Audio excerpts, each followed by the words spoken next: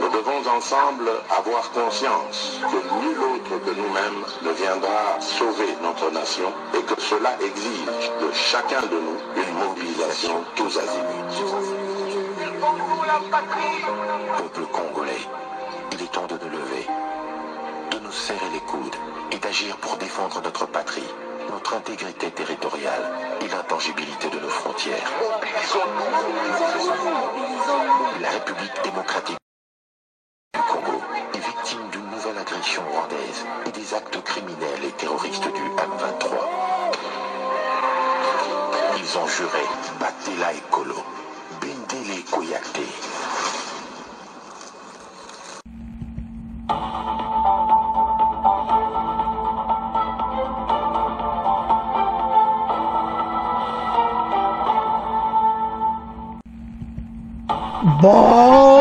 Bonsoir, bonsoir, bonjour, c'est Congo News 24. Bande Konanga, comme toujours avant de commencer notre émission, nous disons merci à Dieu.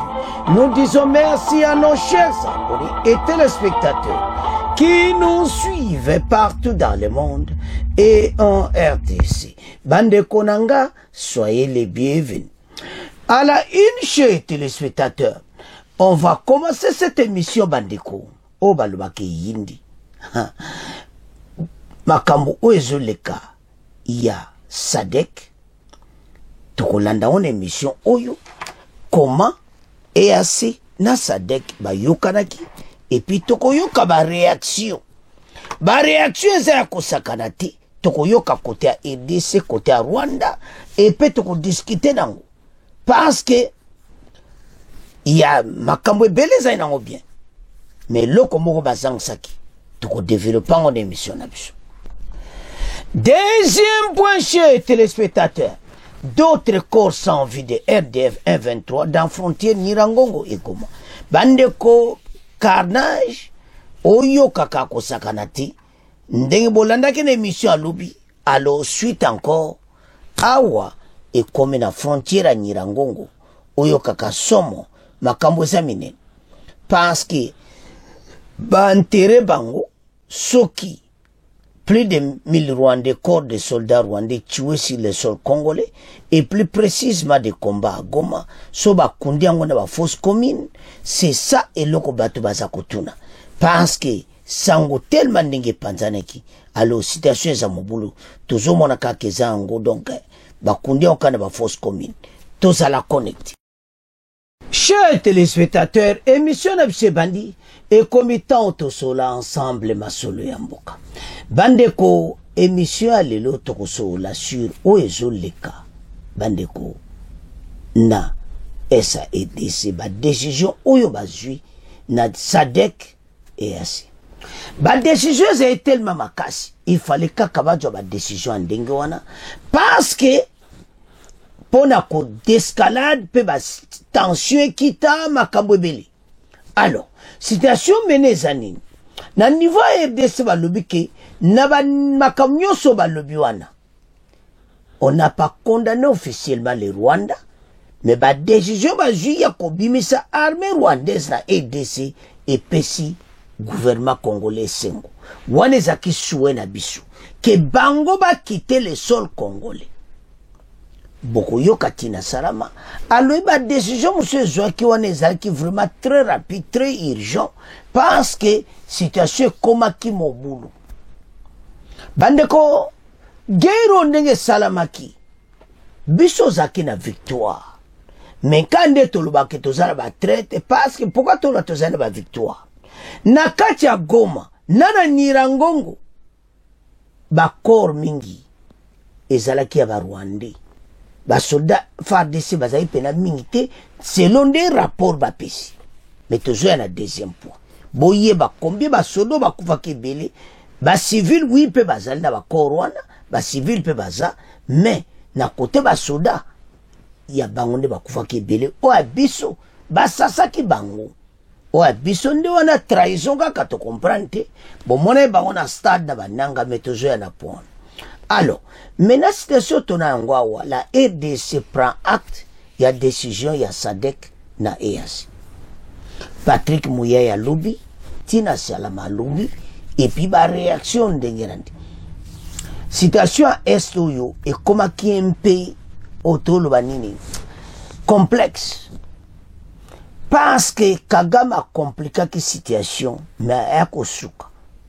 Ndenge basuki si, mayele na epe sili, azona oluka ndeni ya kosala, na éviter soit kosandeni. Il y a tout ça, Congolais, attention. Ce qui se passe à l'Est, il faut tout téléma derrière notre armée. Ba complice bazebele na Kinshasa bazali partout bazali. Et ces complices bakozalo ozari. Voilà la situation au Tozo Kenango. Et ça clairement te va comprendre la situation actuelle. Mais nous allons vaincre cette guerre. Baye ba été biso toko dominer guerre yo. Pe toko menacer benemi nyonso bazola na biso. La situation na biso est la situation à kosakanati. Mais nous allons vaincre cette guerre. Toko gagner yango. Pe toko dominer oyo nyonso yo. Baza koloba pamba pamba. Parce que biso to yebete. Biso za bankolomboka. Bango ba eko agresser biso. Mais na ba question tout ba pesi na ba réaction nyonso. Bo comprendre que biso to zalanzila. Alors, maintenant réaction à côté Rwanda. Rwanda ba sepeli. Ba lobi M23 pa kozana Rwanda. Mais azana kora Nairobi. Ozomona tina ba memba processus wa mibale ya pona nini. Pona kusukisa Kagame. Ce monsieur aza vraiment mawatu. Donc il faut comprendre que situation oyo. Et sa situation à RDC. Bang, c'est la situation à RDC. Pourquoi y a-t-il qui armée rwandaise? Donc Kagame a une situation là difficile devant lui qu'il faut résoudre. Mais oyo toyo kalelo dimanche et zaliba réaction na ba décision oyo zwamaki na Sadek. Alors, Banamboka, sans plus tarder, totanga, bon, to développer ma soul. Tout bandeko awa, toko banda, sur réaction, décision de la SADC et à ceci fusion, accord Luanda et Nairobi. Boko yoka ba réaction, passe Fati, azarake na visioconférence, yena ministre de défense, bazaye kolanda. A toko yoka Tina Salama, toko yoka pe Mouyaya. Mais toba anano na oelobi en général. À la suite du sommet conjoint des chefs d'État de la SADC et de l'EAC, qui ont lancé un appel à un cessez-le-feu immédiat et inconditionnel, et à la fin des hostilités dans l'Est de la RDC, c'est samedi 8 février à Dar es Salaam, en Tanzanie. Les réactions n'ont pas tardé. Nous savons que les lignes sont vraiment en train de bouger. L'autre motif de satisfaction pour le Rwanda réside dans l'absence de condamnation du pays pour son implication dans le conflit. À Dar es Salaam, les dirigeants d'Afrique de l'Est et d'Afrique australe se sont contentés de réaffirmer leur soutien à la RDC dans ses efforts de sauvegarder de sa souveraineté et en demandant l'élaboration des modalités pour le retrait du territoire congolais des forces armées étrangères non invitées. À l'inverse, Kinshasa de son côté aurait souhaité que l'EAC et la SADC aillent plus loin. Nous savons tous que dans ce genre de sommet, les mots sont choisis avec soin. Cela, nous le déplorons vivement, parce qu'il s'agit ici de la vie des milliers de Congolais. Regrette Tina Salama. Le porte-parole du président Félix Tshisekedi dit jointe par Pauline Azidi, notre correspondant RDC, c'est une agression. L'agression du Rwanda qui est avérée et qui n'est plus approuvée. Cela dure depuis 3 décennies, mais nous ne perdons pas d'espoir. Nous savons que les lignes sont vraiment en train de bouger, a-t-elle ainsi affirmé. La présidence congolaise qui retient aussi de cette réunion une série d'importantes décisions qui répondent à l'urgence humanitaire et aux besoins pressants d'une escalade. Tina Salama a expliqué que présence et armée rwandaise et de ces choix, ils ont choix qu'on discutait, mais lorsque ça le gouvernement soit plaisir et était EAC, oyo ba côté la Kagame, ba côté lié. Ba lobby na yé abimisa ba soda ba Rwandais na RDC. Donc décision qui claire, Kagame n'a plus le choix, plier bagage, avec votre armée, vous quittez le sol congolais. Donc, côté on a peut-être gagné. Mais, balobi ete me lokola batanga ki agression, batanga ki ke Rwanda aza sima ya M23 te, ba sanction epesamite, ba sanction kuya. Mais ba pays africain, bango ba pesa sanction te, bango ba juba décision oyo po esunga. Wana tina salama tokoyokai. Mais Patrick Muyaya lobibo. Dans un communiqué dimanche 9 février à Kinshasa, le gouvernement congolais prend acte des décisions adoptées à l'unanimité par les chefs d'État du gouvernement, qui ont réaffirmé leur attachement au respect de la souveraineté, de l'indépendance et l'intégrité territoriale de la RDC et ont convenu l'élaboration de la mise en œuvre des modalités de retrait des forces étrangères non invitées du territoire congolais.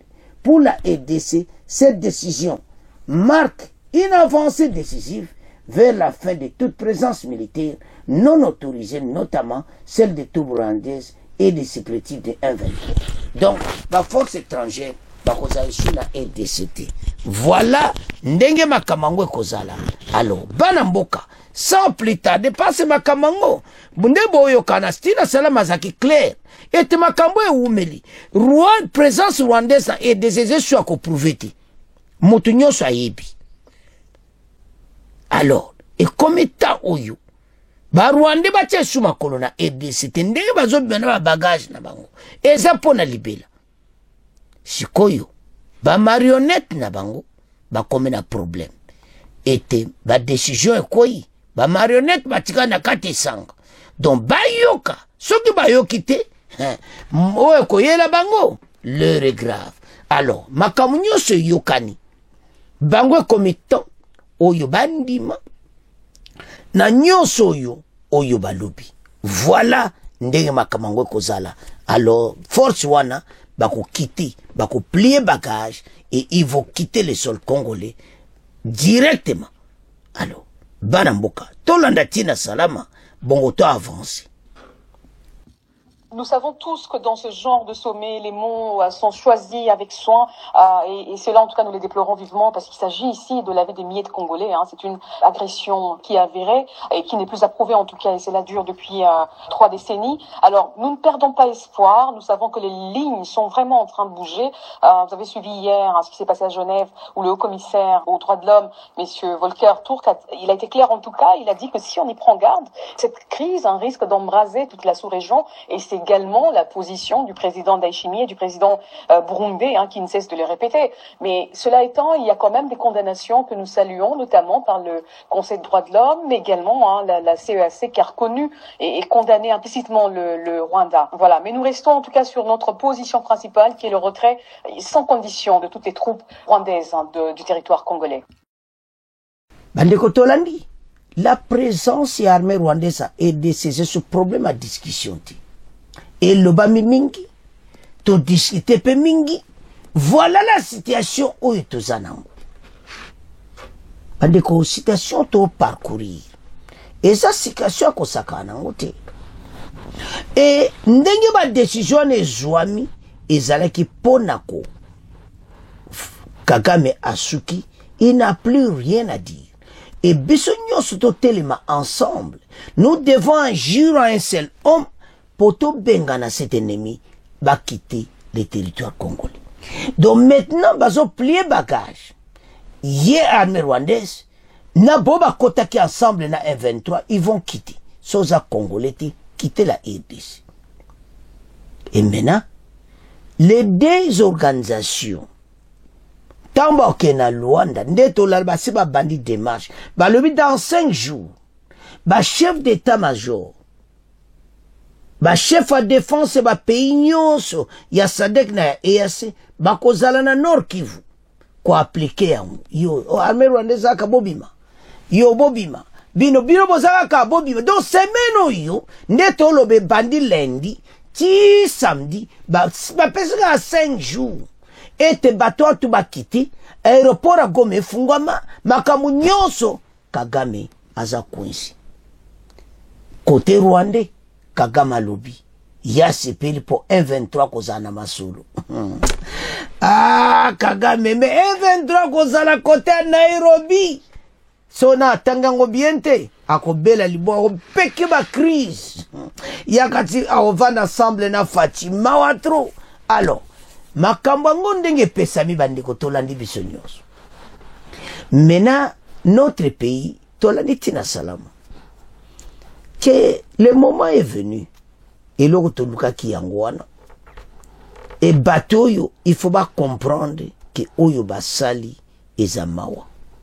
Et maintenant, et c'est sûr qu'on t'a dit, l'armée rwandaise qui quitter le sol congolais, l'armée n'a bisoto qui remplacer, puis au bâti gouverneur militaire à Longwa, bakoye bisayi, que makambu basi ba yokani makamu tout, binonde bo quitter le sol congolais, ba rwandais nyonso bazana est. Aéroport à Goma efungama, et makamu nyonso ndenge ekotambola.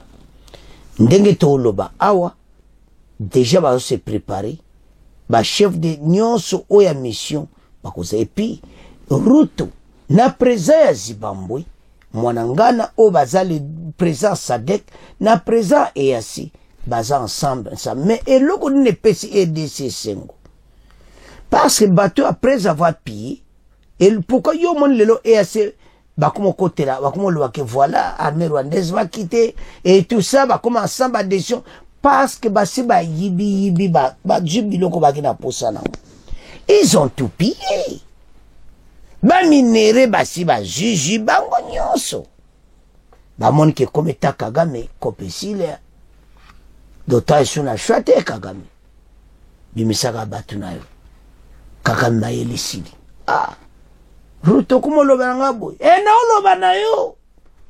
Bobi marabino. Oh. Abaluka kote Uganda. Museveni bino. Go out. Leave. Oh. Obengani nga. Yo. Donc, kota batwa asora nyonso kope sisini. Makamoto yepsa bino so moni EAC aji décision na kope kufinango. Etikalisiko makambu. Ya batu oyo ndenge balobaki entre bango qui est rwandais et qui est congolais bakoyeba bango eso yo kende Rwanda yo kende oh yobo alors voilà ta situation ndenge okende la situation to vivre pour le moment ezaki barebe bato toyo bazakota nanga et les autres bakoplier ba bagage maintenant ba komi na problème nde makambo aussi la bango ba okende wapi nanga za dia condamné à mort et les autres to yebisa ki bango ke makambo te sali ndeni biso to ko gagner kaka siko monte bazo ko bengana bina na Nord Kivu parce armée rwandaise ba otia suma kona EDC et lo ba konji ba ko sale fort ba tia mir na makambo oyo soko esili toza na mir na Rwanda na Uganda Mirezala. To contrôler mboka oyo. Ba yibi pe mingi. C'est trop. Mes décisions est jouami. Après, ba dégagnon sur salami. Plusieurs morts. To qu'est-ce qu'on a ba dégâts. Bana mboka to sabino chafa. Tu faut féliciter armée na biso. Oye salamaki na Goma. So za trahison te bato an badja Goma ti. Ya to luba armée na biso. Ezaka mawa. Ça se voit sur ma bilan. Plusieurs soldats rwandais bakufi que plusieurs soldats congolais. Eza muta lobate batagoma tuna bazo kuta bimba ba rwandais partout. Ok no mon congolais bemba congolais mais y a ba rwandais eza moitié plus de 1000. Et boyoka oibimilelo.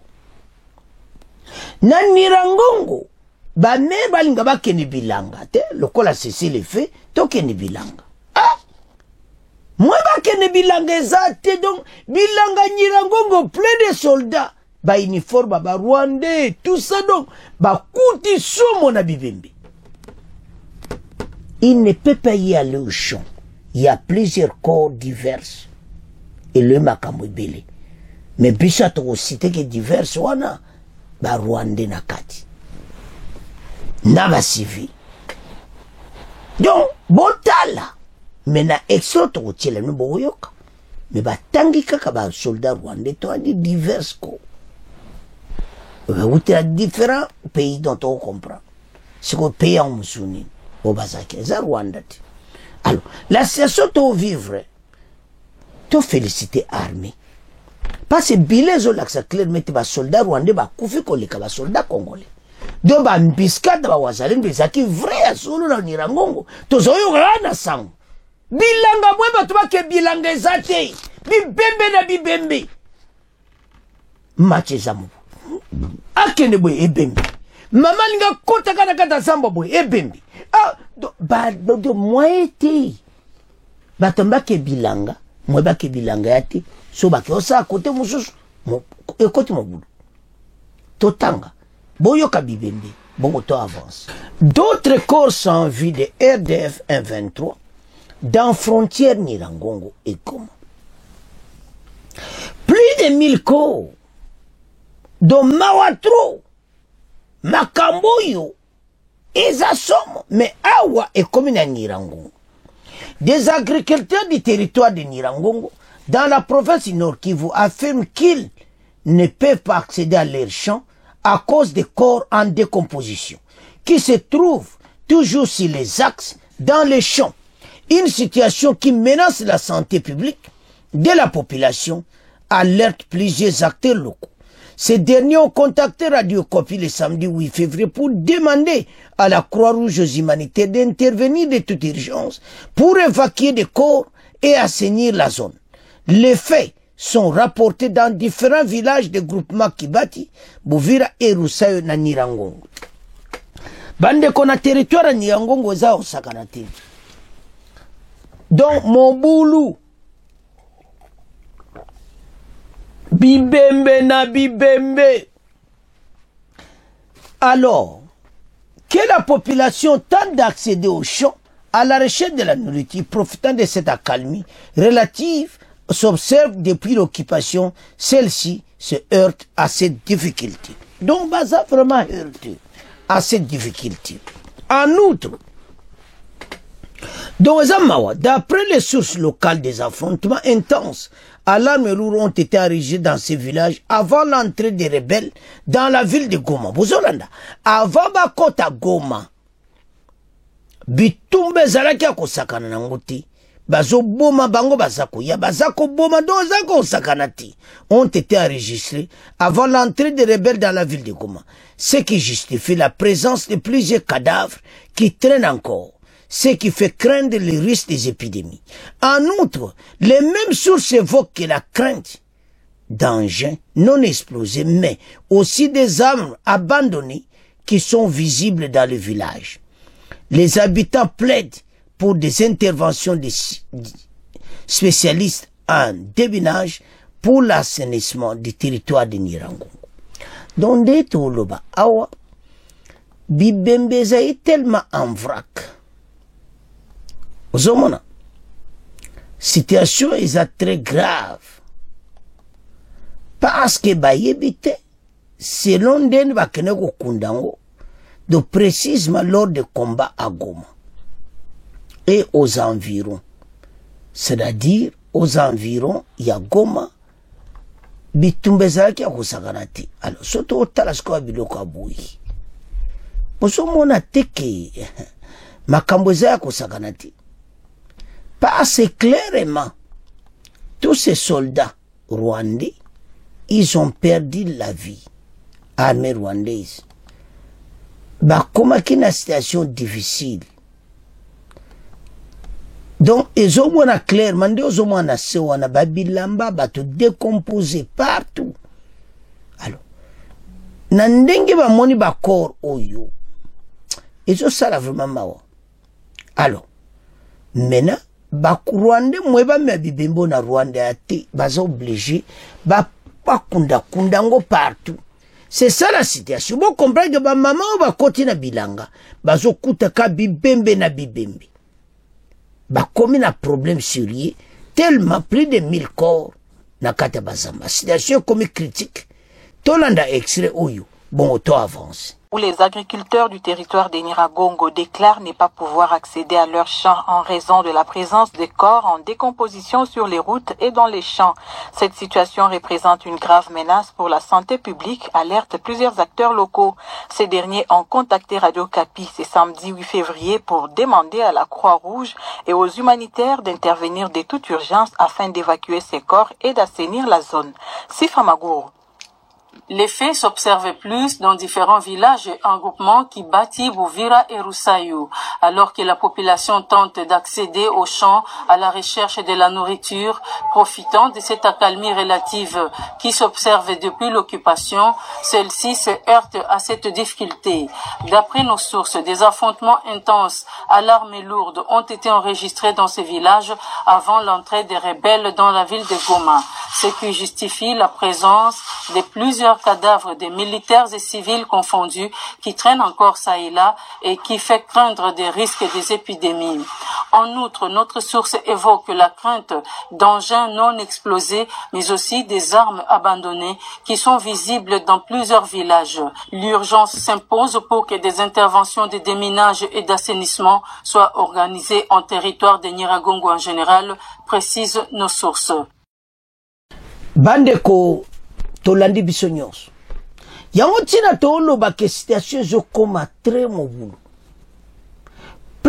mwa bakota na bilanga eza te yango tofélicité armée na biso donc ntangango bien avant bakota Goma na Nyiragongo ezalaki oyo kaka suka de violent combat FARDC asasi armée rwandaise na ndenge moke te so tocomprendre soki babato bakotaki na barrière oyo te bauta ekote oyo te mais bato wana baganye biso te babundaki mpenza armée na biso.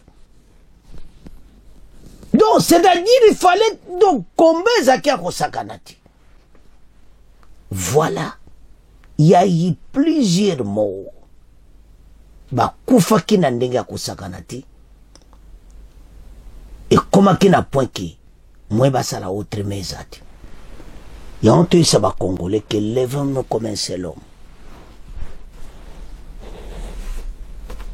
Guerre oyo utoleka armée na biso alingaki vraiment koganye to balinga bakota Goma te so ezalaki trahison se parce que eza bapres bibembo ezolakisa ke koma biso tobomaki bango mais koma baya obotola Goma eloko mo clair eza te donc tozaka na problème do bakonzi bazala prida na masolo wana baoke na Luanda ba masolo wana ba armée groupe armé baza à côté mosusu ba traité bango côté mosusu ba meka ko signer loko mote na bango parce que batuyo baza vraiment ba tetu to yebe tende makambo ezokende situation ko koma plus pire il faut ba yoka parce que oyo bango bazolinga basala nandimi te kuna ezesu makambo basiyaka na Kabila te que voilà armée na biso bazala bo yambalo te babo mixage brassage yango ntina basengi armée rwandaise va quitter le sol congolais comme ça va contenir ba M23 très bien ba vanza ba fouiller bango moko na moko nani aza congolais nani aza congolais te makambo Kagame alingaki te yango ezosalama bato babundaki na force parce que baliebi ke kope kufi ndeto loba cher téléspectateur ba occidentaux ba monete fatia moni bango seul moyen zalai kaka désordre boye salama ki basola na bato yo mais bakokoka te lisuko kota na armée zaki affaibli le lotala de to bon sa armée pona bato okoyoka cahier de charge na bango kaka bakota na armée binoti bosa jaba terroriste bosa recherche ebele bayokanga bango na CPI bayokanga bango oken bananga tu baoke CPI no ebisa bino kaka tan kaka pa bakangi bango kaka wana na Goma kaka bakena bango ya to se ba congolais qui to faire attention makambo nde to kenango il faut bon lukato aider armée na biso to pesa maluba kitoko tokumisa ona travaux basali parce que babila boy bamora ba Rwandais boy zolakise ke FARDC bundaki penza. Alors lokola FARDC bundaki kitoko bo bibemba ba Rwandais partout tina bilanga ezo senga parce balobi neza fusio tu as dit ensemble eza parce eza divers corps eza na ya ba Rwandais na ya ba ya biso ba Congolais na ba civil. Mais ce balobi na ba tenir ba soda, c'est qu'on avait précisé. So na na lobby na moi bekrio to tia so tangi au mona ki bakili ko enterrer ba ona fausse commune. Tisu ko ba bibo e mwani ya Nyiragongo lisusu ba Rwandais ba ozango rapide bakilo kunda ona ba fausse commune. Ba kombe mango Rwanda ti. Voilà la situation. Et en tout ça va Congolais, levons-nous ensemble. Tout élément pour Namboka Oyo, pour la situation tozana on a est. Et je sais que bisous stoloba tozala un seul homme, tozana voix moko, to dominer bateau to bengana bango. C'est ça que nous allons faire. Et nous allons gagner cette guerre, to ko bengana be ennemi otu. Alors, banamboka. En tout cas, commentaire à Mingiati, tolandi bisognos to tika ngona bino, bo continuer ko s'abonner, bo partager. Ce qui te jeu mission mususu atana ba butu li su to ko yela bino, to ko tia bino. Au revoir, à la prochaine.